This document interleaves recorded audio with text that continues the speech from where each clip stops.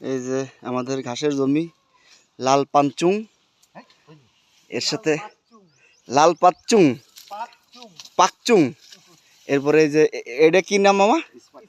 Smart Napier. ওই যে ওই পাশে আছে নেপিয়ার, আর ওই পাশেরটা অজানা হাইব্রিড। তার মানে আমাদের এখানে 4 প্রকার ঘাস আছে অলরেডি, 5 প্রকার।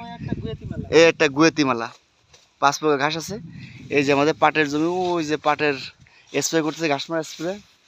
পাশে এই যে আমাদের ধানের জমি, এই যে পাশে ধানের জমি, মাশাআল্লাহ সুন্দর ধান হয়েছে।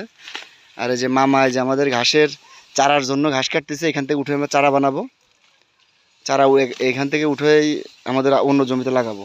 আমাদের ঘাসের কেনার প্রয়োজন নাই। যদি কারো ঘাসের প্রয়োজন হয় আমাদেরকে জানাবেন, আমাদের কাছ থেকে ঘাস নিতে পারবেন। প্রচুর ঘাস আছে ইনশাল্লাহ। কাটিং আছে আমাদের কাছে, কাটিংও আছে। যদি কাটিং লাগে কারো তাও নিতে পারবেন, যদি ঘাস লাগে তাও নিতে পারবেন। ভালো থাকবেন সবাই। আসসালামু আলাইকুম ওয়া রাহমাতুল্লাহি ওয়া বারাকাতুহু। মাম্মা কিছু বলো ঘাসের বিষয়ে, আমাদের ঘাস কেমন হয়েছে?